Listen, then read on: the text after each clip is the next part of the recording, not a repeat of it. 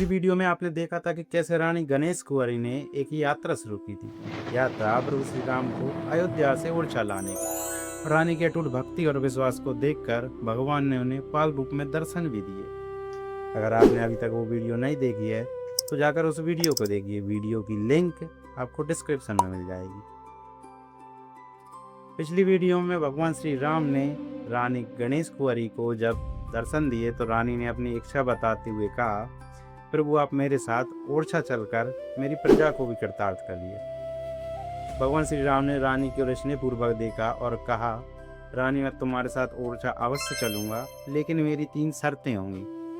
रानी ने तुरंत हाथ जोड़कर कहा, प्रभु आपकी हर आज्ञा मेरे लिए सर्वोपरि है, कृपया करके अपनी शर्तें बताइए।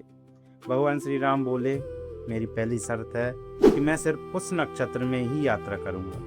उस नक्षत्र खत्म हो जाने पर यात्रा वहीं रुक जाएगी और अगले कुछ नक्षत्र में दोबारा यात्रा शुरू होगी और मैं बाल रूप में ही चलूंगा। तुम मुझे अपनी गोदी में लेकर पैदल ही चलना, ना कोई रथ हो ना ही कोई पालकी, साथ में साधु संतों की टोली हो।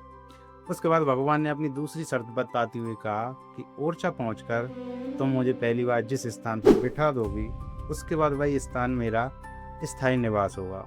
उसके बाद मुझे कोई वहां से हटा नहीं सकेगा। और फिर भगवान श्री राम ने अपनी तीसरी और आखिरी शर्त बताते हुए उन्होंने कहा कि मेरी ओरछा पहुंचने के बाद मैं ओरछा में राजा बनकर रहूंगा।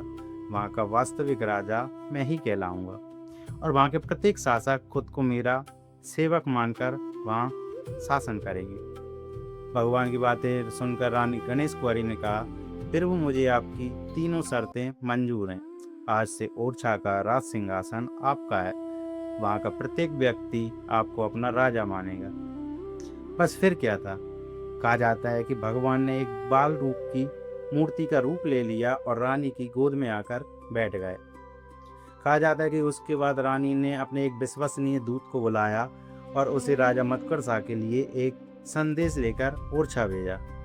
संदेश में लिखा था कि महाराज प्रभु श्री राम स्वयं बाल रूप में ओरछा पधार रहे हैं। उनके स्वागत की तैयारी किसी अतिथि की नहीं बल्कि स्वयं राज्य के राजा की तरह करिएगा।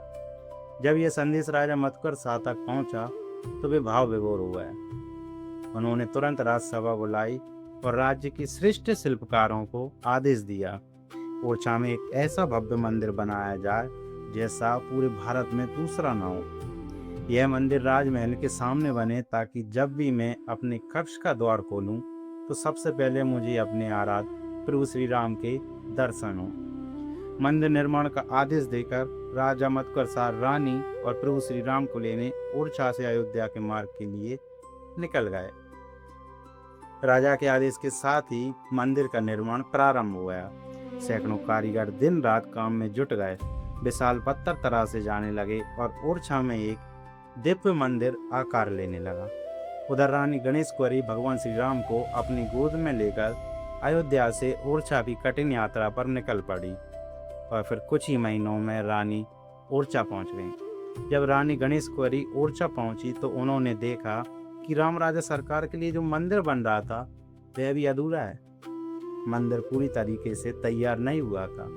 तो रानी ने तय किया कि जब तक मंदिर तैयार नहीं होता तब तक भगवान श्री राम की प्रतिमा को रानी महल में उनके निजी कक्ष में रख देंगी और जब मंदिर बन जाएगा, तैयार हो जाएगा, तो पूरे शास्त्रों और मंत्रों के साथ राम राजा सरकार को उनके चतुर्भुज मंदिर में विराजमान किया जाएगा। कहा जाता है कि उसके बाद रानी गणेश कुंवरी ने भगवान श्री राम की बाल रूप प्रतिमा को अपने कक्ष में रख दिया और उसके बाद वहीं पर उनकी सेवा करने लगी। कुछ महीने बीतने के बाद मंदिर पूरी तरीके से बनकर तैयार हो चुका था। बस देरी थी तो भगवान श्री राम को महल से निकालकर उनके चतुर्भुज मंदिर में स्थापित करने की। राजा ने तुरंत ही एक राजसभा बुलाई और अपने राजपुरोहित से कहा कि भगवान श्री राम की प्राण प्रतिष्ठा के लिए एक अच्छा सा शुभ मुहूर्त निकालें। पुरोहित ने एक बढ़िया सा शुभ मुहूर्त निकाला और उसके बाद पूरा नगर जुट गया तैयारियों में भगवान श्री राम की प्राण प्रतिष्ठा के लिए। अब वो समय आ गया था जब भगवान श्री राम को महल से निकालकर मंदिर में स्थापित करना था। लेकिन भगवान श्री राम को तो कुछ और ही मंजूर था। जब रानी भगवान श्री राम को लेने महल पहुंची तो उन्होंने भगवान श्री राम के हाथ जोड़े और प्रतिमा को उठाने का प्रयास किया।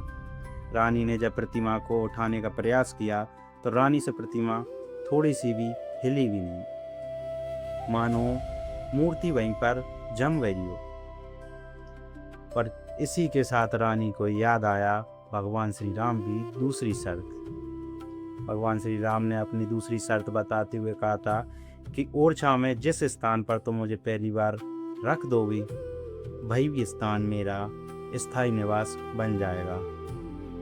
और जब रानी को ये याद आया तो रानी की आंखों से आंसू निकल पड़े। रानी ने तुरंत ही जाकर राजा को ये सारी बात बताई। राजा वहाँ पर आए, उन्होंने प्रयास किया लेकिन मूर्ति थोड़ी सी भी हिली भी नहीं। उसके बाद राजा ने निर्णय लिया कि उस महल को ही मंदिर बना दिया जाए। आज के समय में हम जिस मंदिर में प्रभु श्री राम के दर्शन करते हैं वही वो महल है जिसमें पहले रानी रहा करती थी, जिसे बाद में राजा की आज्ञा से मंदिर बना दिया गया था। और जिस चतुर्भुज मंदिर के हम दर्शन करते हैं उसमें कोई दूसरी मूर्ति को स्थापित किया गया है। भगवान श्री राम की वो मूर्ति नहीं है जो अयोध्या से ओरछा रानी लेकर आई थी। वो मूर्ति तो राम राजा सरकार के उस महल में है जो कि आज के समय में मंदिर बन चुका है। और कहा जाता है कि ये मूर्ति वही मूर्ति है जब भगवान श्री राम 14 वर्ष के वनवास पर गए थे तो उन्होंने कौशल्या माता को अपनी एक मूर्ति दी थी, जिसे कौशल्या माता ने 14 वर्ष तक भोग लगाया था।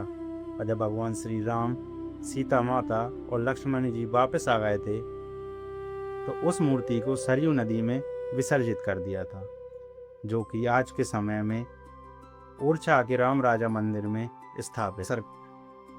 आज के समय में राम राजा सरकार के दर्शन करने के लिए लाखों श्रद्धालु रोज ओरछा पहुंचते हैं और ओरछा में स्थापित भगवान श्री राम के दर्शन करते हैं और अपनी मनोकामना मांगते हैं। कहा जाता है कि जो भी सच्चे दिल से वहाँ पे मनोकामना मांगता है उसकी हर मनोकामना पूरी होती है। आज की इस वीडियो को हम यहीं पर रोकते हैं और मिलते हैं किसी अगली वीडियो में किसी अगली कहानी के साथ। अगर आपको वीडियो पसंद आई हो तो वीडियो को लाइक करें, चैनल को सब्सक्राइब करें और वीडियो को ज़्यादा से ज़्यादा शेयर करें। मिलते हैं अगली वीडियो में, तब तक के लिए जय श्री राम।